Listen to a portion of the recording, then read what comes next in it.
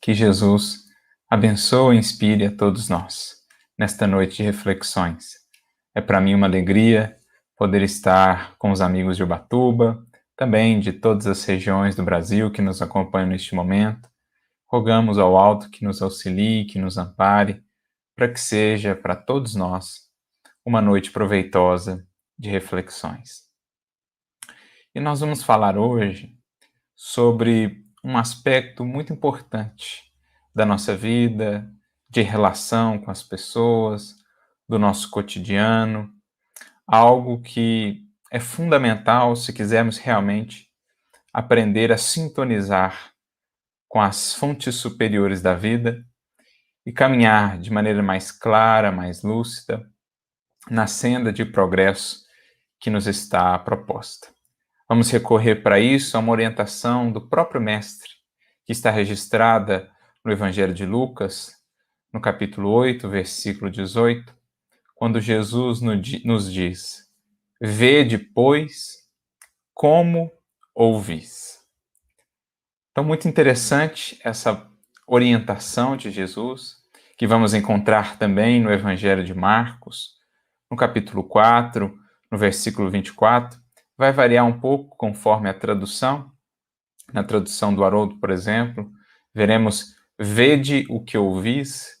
Na tradução da Bíblia de Jerusalém, "cuidado com o que ouvis".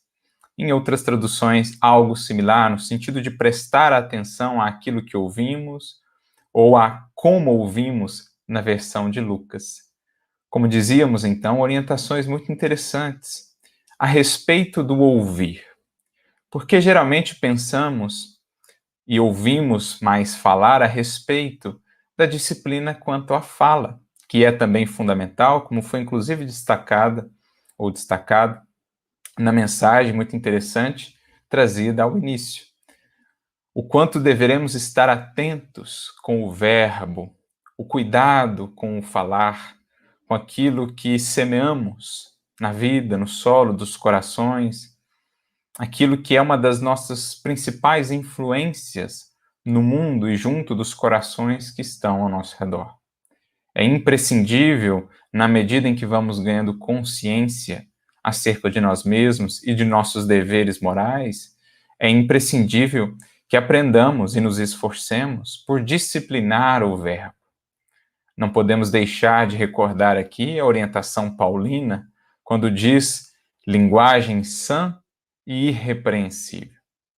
Então, esse cuidado com o verbo, esse cuidado com o falar, temos ouvido frequentemente, temos estudado a respeito em nossas análises, em nossas meditações, na doutrina espírita, em torno do Evangelho, mas nos esquecemos, às vezes, de uma outra disciplina também tão necessária quanto, ou até mais, que é a disciplina quanto ao ouvir. E é justamente para isso que Jesus quer nos chamar a atenção com essas orientações. Vede, pois, como ouvis, ou vede o que tens ouvido, para analisar, para meditar, para discernir o que está sendo acolhido por nossa alma, o que estamos trazendo para dentro do nosso mundo interior, para o nosso coração, para a nossa mente, a partir aí da audição. Então é sobre isso que nós vamos conversar, justamente de modo a destacar a importância não só de disciplinar o verbo, mas também a maneira pela qual recebemos o verbo, as palavras, a maneira pela qual interagimos com as pessoas ao nosso redor por meio daquilo que escutamos, especialmente no mundo como o nosso, tão conectado, em que as mídias se fazem presentes em tantas partes, né, de tantas maneiras, estamos a todo momento ouvindo informações, recebendo a palavra, o verbo, na acústica de nossa alma, e precisamos realmente estar muito atentos em torno desse processo, do que temos recebido, como temos filtrado, como temos acolhido aquilo que nos chega por meio do verbo. Isso é tão importante que a própria natureza há de nos ensinar já, em nos dando dois ouvidos, que é preciso talvez até mais atenção quanto ao ouvir do que quanto ao falar. Não que o falar não exige de nós muita atenção e muito cuidado. Mas temos 2 ouvidos e uma boca apenas, talvez já como um ensinamento simbólico, como uma maneira do próprio Criador, da lei divina, nos dizer o quão é importante aprendermos a ouvir com proveito, para que depois saibamos também falar de maneira edificante, falar de maneira proveitosa. Aqui vamos nos recordar de uma orientação do próprio apóstolo Tiago na sua epístola, quando lá no capítulo 1 da sua epístola, no versículo 19, ele diz assim: seja todo homem pronto no ouvir e tardio no falar. O que Tiago quer dizer com isso? Enquanto nós não nos dispusermos a disciplinar o nosso ouvir, enquanto não nos dispusermos a ouvir mais, a ponderar mais, a refletir mais sobre aquilo que acolhemos, aquilo que nos chega, o nosso falar estará ainda muito desviado dos propósitos e das finalidades verdadeiramente edificantes. Inclusive, Emmanuel, ao comentar essa fala do apóstolo Tiago, no livro Caminho, Verdade e Vida, capítulo 77, ele vai tratar justamente disso, dizendo que enquanto não aprendemos a ouvir com atenção, não estaremos capacitados para falar de maneira edificante, para falar com proveito na vida e na senda evolutiva que todos temos a percorrer. André Luiz, inclusive, vai acrescentar: quem fala menos, ouve melhor, e quem ouve melhor, aprende mais. Não que devamos, mais uma vez, menosprezar os tremendos dons do verbo, da palavra, mas é preciso trabalhar nas bases, naquilo que vai formar antes o repositório do nosso falar depois. O conjunto de emoções, de conhecimentos, de conteúdos que vamos acolhendo internamente, que vão formando o substrato do nosso sentimento, do nosso pensamento, de onde vai nascer então o verbo. Qual manancial, qual uma fonte a brotar desse substrato, né? Desse piso, desse solo. Esse solo vai sendo formado por aquilo que vamos ouvindo, por aquilo que também vamos lendo, mas se a gente não estiver atento, então, naquilo que nós recolhemos, acolhemos e guardamos, em vão estaremos tentando disciplinar aquilo que distribuímos, porque não teremos conteúdo ou material de qualidade para distribuir com proveito por meio da fala. Por isso antecede, então, a disciplina do ouvir à disciplina do falar. Linguagem sã e irrepreensível, como diz Paulo, é sim fundamental, mas também, como nos diz Jesus, atentar para o que temos ouvido ou para como temos ouvido. Então, são reflexões realmente muito importantes, porque quando vamos caminhando vida fora, desatentos a essa orientação, muitas vezes vamos incorporando uma série de conteúdos que nos chegam por meio do verbo, da palavra falada, e que vão se traduzir dentro de nós em emoções perturbadas, em posturas inadequadas, em ilusões, em julgamentos ou decisões precipitadas, em falsas compreensões. Então, se a gente vai caminhando sem essa devida atenção, sem esse controle na alfândega aqui da nossa audição, a gente daqui a pouco está acolhendo uma série de elementos, uma série de conteúdos que muito em contrário, digamos assim, não nos trarão paz, não nos trarão equilíbrio, não nos trarão mais lucidez, mais discernimento, mais clareza para a caminhada, para aquilo que teremos de falar mais adiante ou para aquilo que deveremos ou teremos de fazer. Então é imprescindível a gente voltar a nossa atenção para esse cuidado, o cuidado quanto ao ouvir. E apenas para ilustrar isso, essa importância e o porquê nós escolhemos esse tema, vamos trazer aqui um exemplo que muito nos chamou a atenção e que inclusive nos despertou para esse tipo de reflexão. Há algum tempo, nós relíamos a obra há 2000 anos, do nosso querido Emmanuel, em que ele retrata ali, relata a sua própria experiência numa encarnação pretérita como Públio Lentulus, aos tempos lá de Jesus, quando ele era senador romano. Mas nos chamou a atenção uma passagem, ou vários momentos ali que estão conectados entre si, no capítulo 2 da obra. Vamos aqui apenas trazer uma breve contextualização para podermos entender, né, a lição, aonde nós queremos chegar. Então, Públio Lentulus se preparava para se mudar juntamente com a família para a Palestina. Ele, que morava em Roma, tinha ali, né, um cargo de prestígio, influência, era do patriciado romano, e uma série de motivos, não vamos aqui nos aprofundar tanto na obra em si, até para não comprometer a leitura daqueles que a lerão depois e ainda não a leram, né? Mas imagino que muitos já tenham lido. Ele vai se mudar juntamente com a família para a Palestina. E eles estão ali nos últimos preparativos, nas despedidas. Ele estava conversando com um amigo que era muito dileto, um amigo que era muito caro ao seu coração, Flamínio Severus. E, em determinado momento, Flamínio vai lhe trazer uma orientação. Flamínio vai lhe falar uma coisa. E a nossa proposta aqui é ver como essa orientação foi por ele acolhida e, mais tarde, os impactos que essa orientação teve na sua vida, nas suas escolhas, no seu destino. É isso que a gente quer figurar aqui, ilustrar.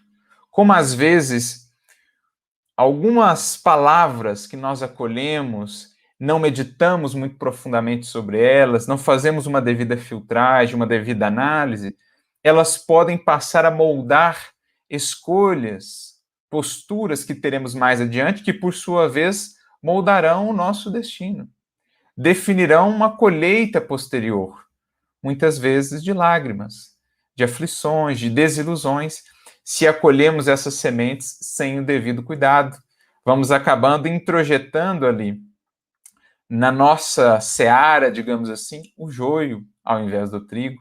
Vamos preparando colheitas amargas para o porvir, se não selecionamos muito bem essas sementes que nos chegam por meio do verbo, da palavra falada, e que acabam se tornando depois ervas daninhas no campo do nosso coração, do nosso sentimento e até nos frutos, né, de nossos atos, que serão aí frutos amargos, gerando depois colheitas dolorosas. Então, como a gente dizia, Flamínio Severus vai trazer para ele assim uma última orientação antes da partida. E ele diz assim, isso está no capítulo 2 da primeira parte da obra. Algumas regiões da Palestina, segundo os meus próprios conhecimentos, estão infestadas de malfeitores, e é necessário estejas precavido contra eles, principalmente na tua marcha em demanda de Jerusalém. Então, a priori, parece uma orientação de um amigo, né, que se preocupa com aquele outro amigo querido que está indo para uma terra distante, que Públio Lentulus, à época, não conhecia muito bem. E Flamínio Severus compartilha sua experiência, traz ali algumas preocupações e orientações, né, para evitar, na sua visão, para evitar algum problema maior para o amigo e sua família. E aí, Flamínio prossegue dizendo: leva contigo, tão logo aportes com a família, o maior número de escravos para a tua garantia e dos teus. E aqui vem o trecho, né, que é impactante, que é o mais importante para a nossa reflexão. Na hipótese de ataques, não hesites em castigar com severidade e aspereza. Então, um amigo fecha essa orientação dizendo, na hipótese de algum ataque, né, de algum contratempo ali, não hesites em castigar com severidade e aspereza. Públio Lentulus, diz o texto, recebeu a exortação atenciosamente. Guardemos esse detalhe, porque aqui é o próprio Emmanuel que está escrevendo, que está abrindo os escaninhos da sua memória, do seu coração, lembrando daqueles tempos, daquilo que ele próprio viveu. E ele faz questão aqui, então, de registrar, de destacar, que essa orientação, especialmente essa parte final, foi atenciosamente ouvida, acolhida. E aí a gente vai ver o impacto disso, né? Dessa aparentemente uma orientação de um amigo que está ali preocupado com o outro, mas que no fundo, de certo modo, inflamava ali sentimentos não tão nobres, como o do orgulho, o da intransigência, o da inclemência, o da dureza, e que a gente vai ver acabaram por se concretizar, produzindo mais tarde frutos muito dolorosos.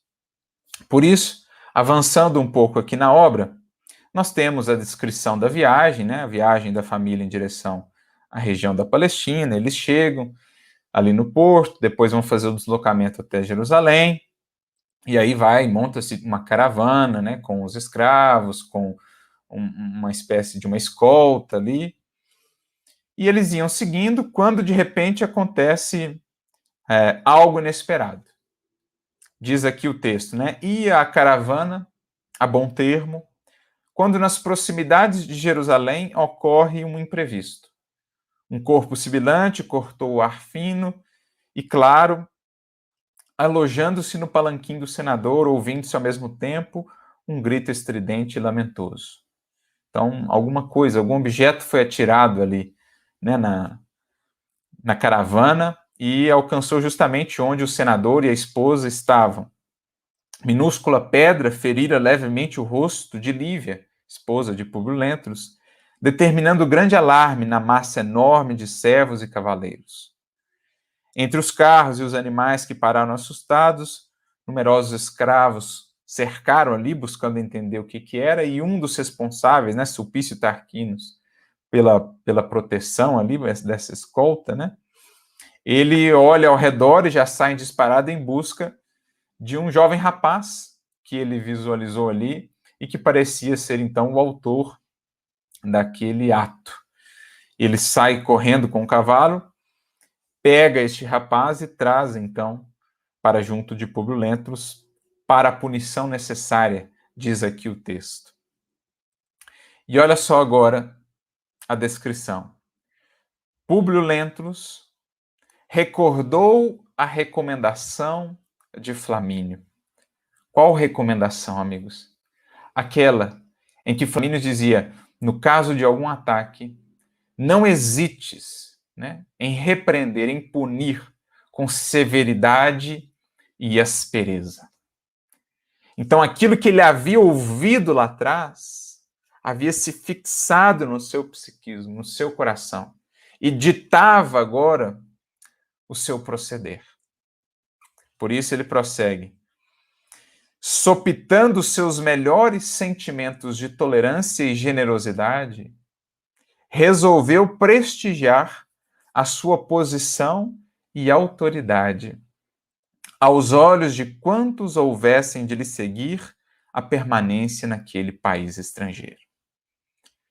Então, olhemos que interessante, amigos. Aquela orientação ouvida lá atrás, né, do amigo, ele agravou, guardou-a consigo, e quando surgiu ali a ocasião, ele sobrepôs aquela orientação aos sentimentos que ele tinha ali de tolerância e generosidade. Acolheu aquela orientação sem refletir sobre ela, sem pensar no que ela poderia gerar, no que ela alimentava nele, se eram sentimentos bons ou não. Não fez o devido discernimento para separar o que era a preocupação justa do amigo, o que era ainda a expressão de orgulho, né, de intransigência, de dureza. Então ele acabou dando prioridade a isso, colocou acima os sentimentos de tolerância e generosidade, a sua posição de patrício romano, de senador, a sua autoridade, e quis então mostrar de maneira áspera, rígida, inclemente, né? Ali apresentar um cartão de visita como a dizer, olha, é assim que vamos tratar aqueles que ousarem, de alguma maneira, tentar nos prejudicar, né? Não levando em conta o fato de ser ali um jovem, na sua leviandade, sem tentar entender os porquês, né? Sem se deixar mover pela tolerância, pela generosidade, ele opta por esse caminho, dando vazão àquilo que havia ouvido lá atrás. E aí prossegue. Ordenou providências imediatas aos lectores que o acompanhavam e ali mesmo, ante as claridades mordentes do sol a pino e sob o olhar espantado de algumas dezenas de escravos e centuriões numerosos, determinou que vergastassem sem comiseração, sem comiseração, sem compaixão, sem um esforço de compreensão, de relevar, de perdoar. Não. Vergastassem sem comiseração o rapaz pela sua leviandade. A cena era desagradável e dolorosa. Todos os servos acompanhavam compungidos o estalar do chicote no dorso seminu daquele homem ainda moço. E assim foi indo o processo quando, de repente, Lívia, então, intervém. Ela que já era um coração mais trabalhado na sensibilidade, no amor, né? Algo que nos ajuda a entender, justamente porque depois ela colheu com tanta mais disposição, né, a mensagem de Jesus, ela acolheu com mais leveza, com mais abertura a mensagem de Jesus, enquanto que para Públio foi mais difícil o processo. Então ela intervém e diz ao esposo, porque os direitos da nossa condição não traduzem, ela diz primeiro, né? Basta, porque os direitos da nossa condição não traduzem deveres de impiedade. Olha que frase profunda, né? Olha, o direito de nos defendermos, Públio, não nos dá ou não nos impõe o dever de sermos impiedosos. A magnanimidade, a compaixão, a indulgência, a misericórdia são virtudes fundamentais. Claro que temos o direito de nos defender, mas isso de maneira nenhuma deverá se traduzir em responder à violência com violência, rebaixarmos ao plano da violência a pretexto de nos defendermos. Não é o que aprendemos com Cristo. Então ela já trazia essas ideias profundamente cristãs antes de conhecer a mensagem de Jesus. Ela intervém para que aquele processo de flagelação pudesse ser cessado. O senador, então, considera, né, a fala dela, pelo respeito, pelo carinho que tinha por ela, mas ele leva ao ápice, aos extremos, aquela orientação que ele havia colhido de Flamínio Severus, que talvez, né, Flamínio não tivesse ideia do alcance do que ele estava plantando no coração, ainda orgulhoso de Públio Lentulus, com aquela orientação aparentemente assim prudente, aparentemente zelosa, mas que no fundo alimentava ali expressões, né, de orgulho, de dureza. Não satisfeito com a flagelação ali pelas chicotadas, ele volta-se ali aos guardas e diz, definindo o destino daquele jovem de 18 anos apenas, para as galeras. E ouvir isso naqueles tempos era praticamente uma sentença de morte, porque era praticamente impossível sair-se vivo das galeras, né, que era o trabalho escravo ali na movimentação dos remos. Os presentes estremeceram, diz o texto, porque as galeras significavam a morte ou a escravidão para sempre. Imagina para um jovem de 18 anos, por aquele ato de leviandade, de repente receber essa condenação além da flagelação. O mais equivocado que estivesse, né? O quão desmesurada, desproporcional era aquela atuação de Públio Lentulus, né? O quanto ela refletia ainda o orgulho, a dureza de coração. Então, esse indivíduo ali, carregado pelos centuriões, né, porque completamente abatido depois do flagelo, Ao ouvir essas 3 palavras da sentença, deitou ao seu orgulhoso juiz um olhar de ódio e desprezo supremos. Então, o que Públio Lentulus semeou com as suas palavras e com as suas atitudes a partir daquilo que ele havia colhido lá atrás, do conselho do amigo? O que ele semeou num dos seus primeiros atos nessa terra nova, nesse novo país? O ódio em um coração, um ódio ferrenho, um ódio profundo, que para aqueles que lerem a obra mais tarde se traduziria em muitas e muitas lágrimas no seu destino. No âmago de sua alma, daquele jovem condenado, coriscavam relâmpagos de vingança e de cólera. Mas a caravana pôs-se novamente a caminho, entre o ruído dos carros pesados e o tilintar das armaduras ao movimento dos cavalos fogosos e irrequietos. Então, nós temos aqui esse jovem chamado Saul de Gioras, que, diante daquele procedimento de Públio Lentulus, transformou seu coração num poço de ódio, anseio de vingança, que mais tarde se traduziria na vida de Públio Lentulus, como aqueles que lerem a obra verão, em profundos sofrimentos e decepções, desilusões e amarguras.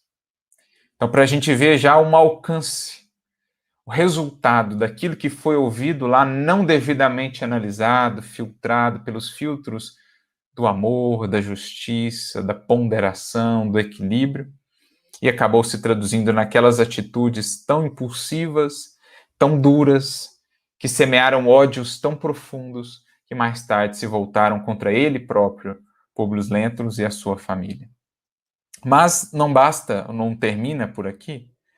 Mais adiante, pouco depois disso, em Jerusalém, Públio Lentulus é procurado por um ancião já, um pouco mais velho do que ele, que vinha tentar interceder por aquele jovem.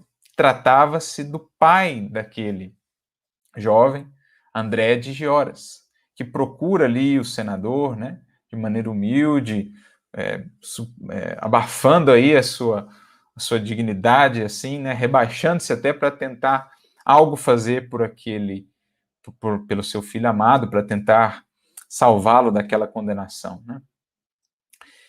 E aí, mais uma vez, depois do diálogo inicial, da apresentação, né, em que André de Gioras fala que o seu filho e tal, queria saber do seu filho. E aí, olha só o que o texto diz. Públio recordou a necessidade de fazer sentir a autoridade da sua posição, revidando com o orgulho característico das suas resoluções. Então, mais uma vez, ele recorre daquela orientação, não é você seja severo, seja duro, seja intransigente. E ele, de novo, diante agora do pai, age com essa mesma postura. Diz assim, como ousa discutir as minhas determinações, quando guarda a consciência de haver praticado a justiça? Não posso modificar minhas deliberações, estranhando que um judeu põe em dúvida a ordem e a palavra de um senador do império, formulando reclamações desta natureza. Olha o orgulho, né? Olha a intransigência. Mas, Senhor, eu sou o pai, responde André de Gioras. E Públio Lentulus, se o és, por que fizeste de teu filho um vagabundo e um inútil? E assim eles vão debatendo até que, ao final, realmente Públio Lentulus se mantém ali praticamente intransigente.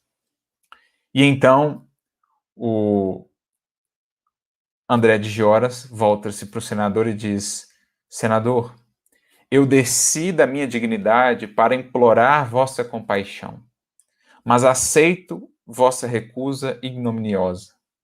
Acabais de comprar, com a dureza do coração, um inimigo eterno e implacável.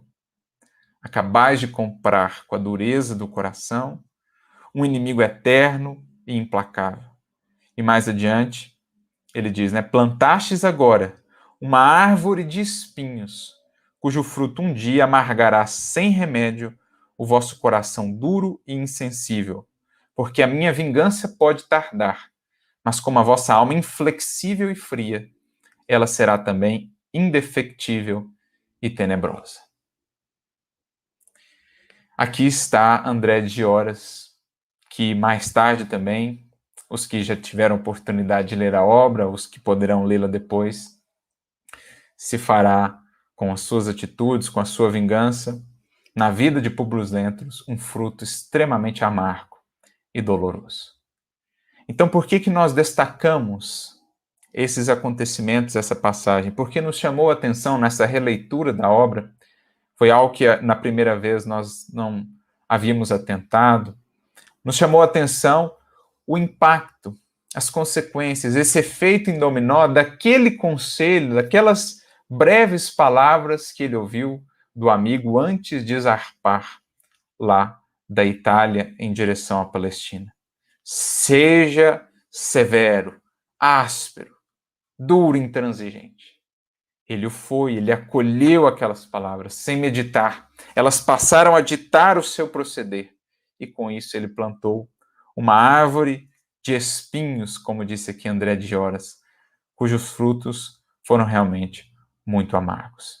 Então, para a gente ver o cuidado que deveremos ter, amigos, com aquilo que ouvimos.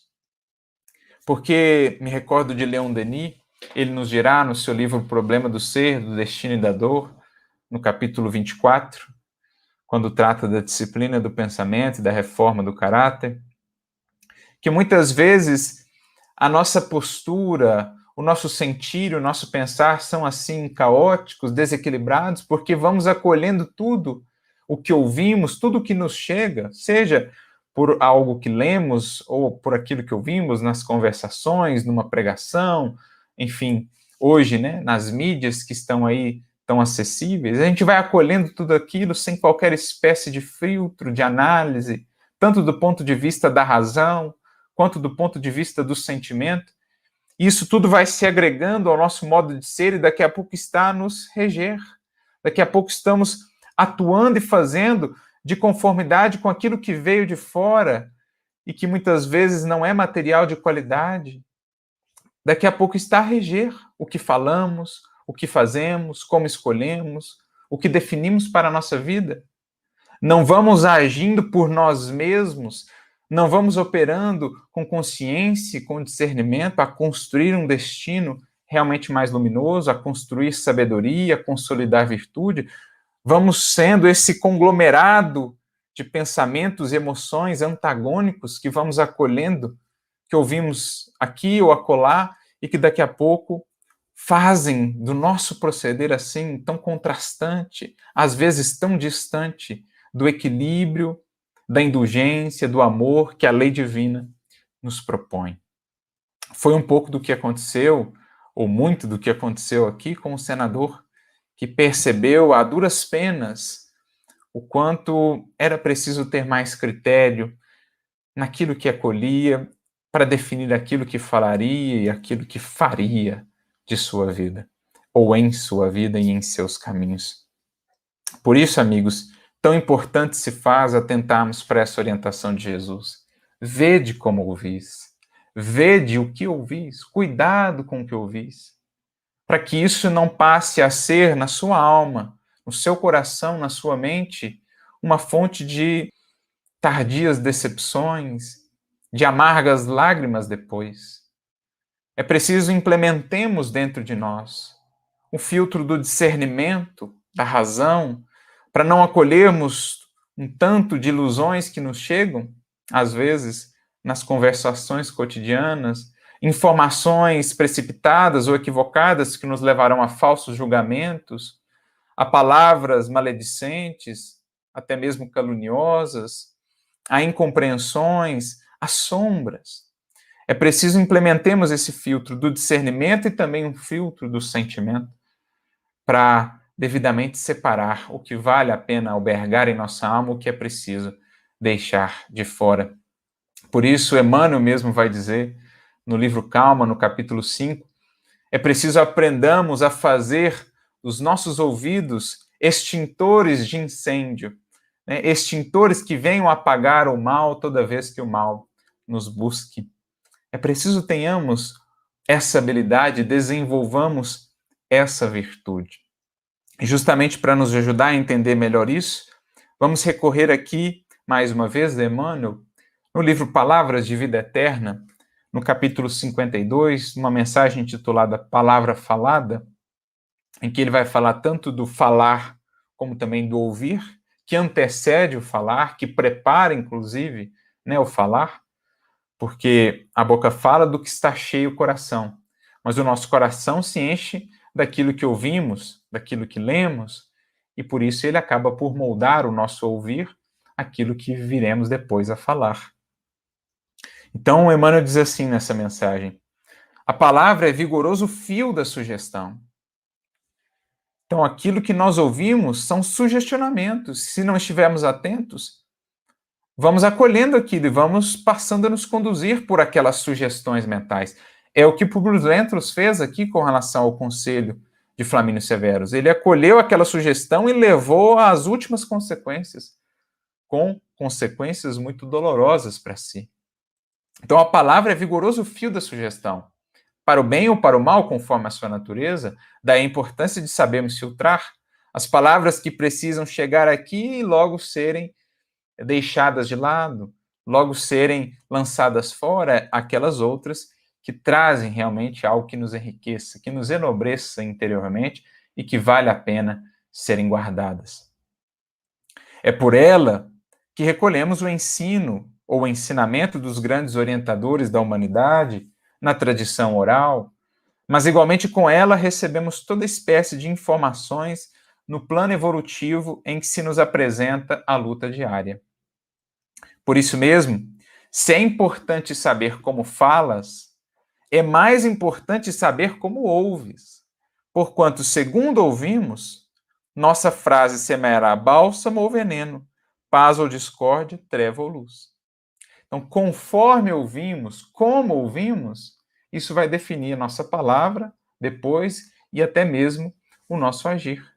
Por isso, essa disciplina do ouvir deve até anteceder a disciplina do falar. Né? Lembrando mais uma vez, André Luiz, quem ouve, quem fala menos, ouve melhor, quem ouve melhor, aprende mais. Somente quem aprende a ouvir com atenção, Emmanuel, é aquele que saberá depois falar com proveito ou de modo edificante. No templo doméstico ou fora dele, escutarás os mais variados apontamentos, apreciações acerca da natureza, críticas em torno da autoridade constituída, notas alusivas à conduta dos outros, opiniões diferentes nesse ou naquele assunto. Cada registro falado traz consigo o impacto da ação. Então, cada palavra, cada frase que ouvimos traz um impacto, uma ação em nós. Contudo, prossegue Emmanuel, a reação mora em ti mesmo, solucionando os problemas ou agravando-lhes a estrutura. Então, conforme eu receber essas palavras, eu posso filtrá-las, não me complicando ainda mais, não trazendo para o meu campo íntimo algo que mais tarde poderá me complicar, ou eu posso acolher aquilo que realmente é benéfico e me enriquecer, né? Trazer mais recursos, mais possibilidades de servir, de compreender.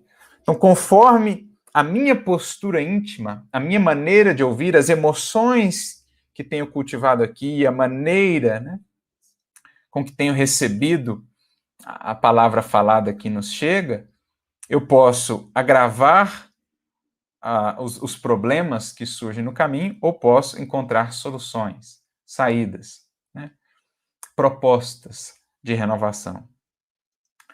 E aí, mais adiante, já no último parágrafo, ele diz assim: saibamos assim lubrificar as engrenagens da audição com o óleo do amor puro, a fim de que a nossa língua traduza o idioma da compreensão e da paciência, do otimismo e da caridade.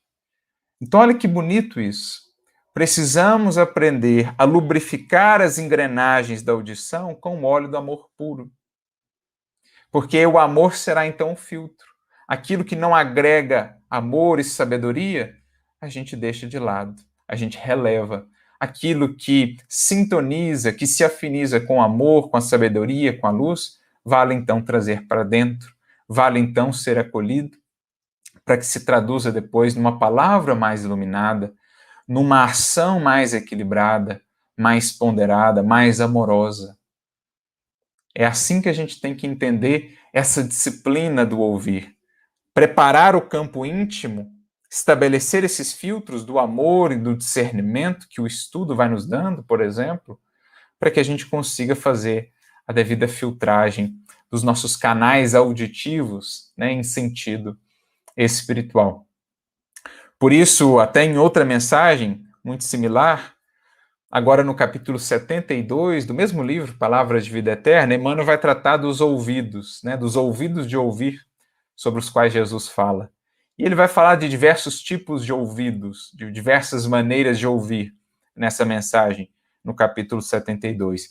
Mas o que nos interessa aqui é a sua conclusão, no último parágrafo dessa mensagem, quando ele diz: se desejas, porém, sublimar as possibilidades da acústica da própria alma, então se eu quero disciplinar o meu ouvir, sublimar, né, a minha capacidade de ouvir, a minha acústica da alma, estuda e reflete, pondera e auxilia fraternalmente, e terás contigo os ouvidos de ouvir a que se reportava Jesus, criando em ti mesmo o entendimento para a assimilação da eterna sabedoria.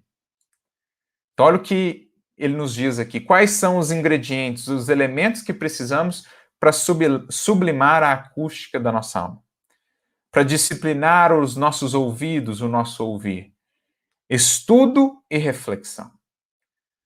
Então, é trazer a luz para dentro, por meio do estudo, seja as palestras que a gente vem ouvir, os estudos dos quais venhamos a participar, né, os grupos de estudo, seja um documentário edificante que venhamos a assistir, né, uma música sublime, seja uma obra que venhamos a ler. Estudo e reflexão, não basta simplesmente acumular e acumular conhecimento e informações sem refletir sobre isso, sem metabolizar isso dentro de nós, traduzindo isso em renovação mental.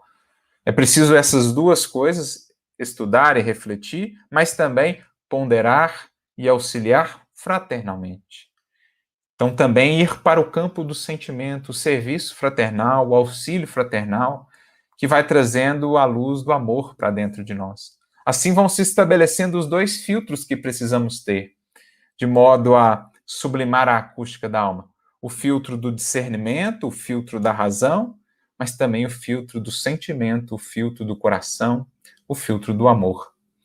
Tendo esses dois, saberemos converter os nossos ouvidos nos extintores do mal, toda vez que o fogo do mal nos procurar. Saberemos em cada fala separar o que é útil, o que pode se tornar edificante e aquilo que não merece atenção, que precisa ser relegado a um segundo plano. Não formaremos preconceitos, julgamentos precipitados, não formaremos ou não acolheremos ilusões que nos cheguem por meio das conversações e das falas, porque teremos esses filtros a nos proteger. E saberemos identificar com mais clareza, com o intuito de aproveitarmos com mais presteza, tudo que é material edificante que nos chega aos ouvidos. Porque é importante também entendermos que tudo aquilo que vamos ouvindo em termos de conhecimento superior, tudo aquilo que vai nos chegando da palavra divina em suas múltiplas expressões, vai trazendo para nós também mais responsabilidade. Então, quando Jesus nos diz, vede o que ouvis, ou vede como ouvis, ele está a dizer também, olha, esteja muito atento a tudo aquilo que vai aprendendo, porque isso significa responsabilidade acrescida depois. Depois de ouvir uma reflexão sobre o Evangelho, depois de participar de um grupo de estudo sobre a doutrina espírita, o que eu ouvi ali se torna em mim responsabilidade acrescida. Então eu preciso analisar, ver o que eu vou fazer daquilo que eu ouvi.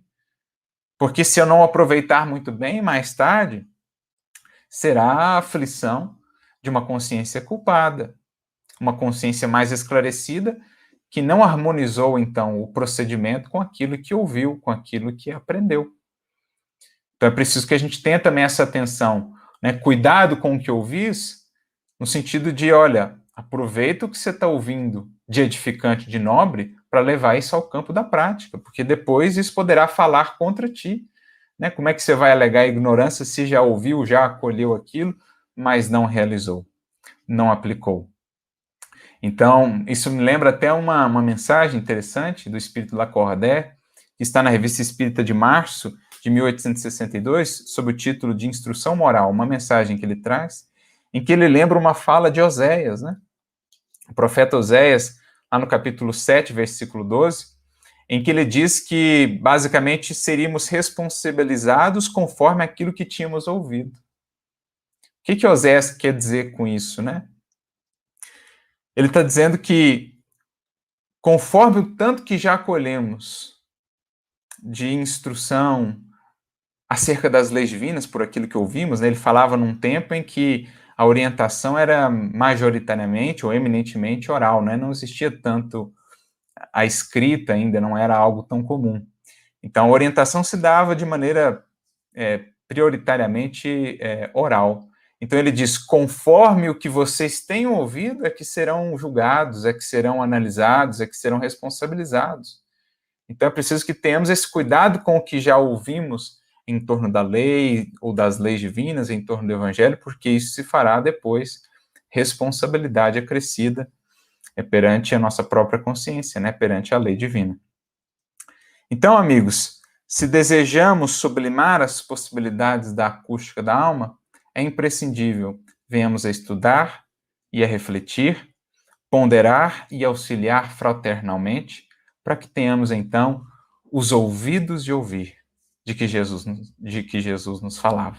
Aqueles que saberão filtrar, deixar de lado o que não agrega, o que não edifica, o que não vale a pena passar adiante, mas saberão acolher de maneira lúcida, de maneira disposta, aquilo que vem para agregar, aquilo que vem para transformar o nosso mundo interior, o substrato interno, enriquecendo depois o nosso falar e o nosso agir e, consequentemente, criando para nós, ou ajudando-nos a criar, um destino mais feliz, né, um futuro mais promissor em termos espirituais.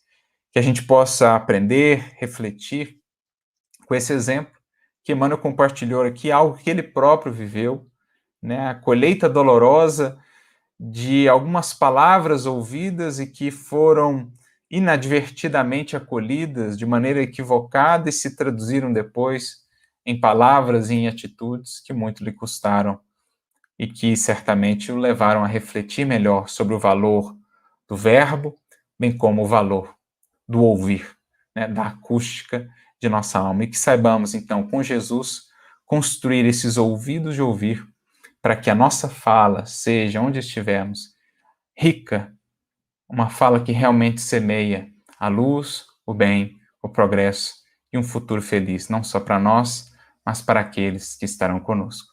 Que Jesus, portanto, abençoe e inspire a cada um de nós e que estejamos no dia a dia, no cotidiano, atentos à orientação, ao alerta de Jesus quando nos diz, vê depois como ouvis.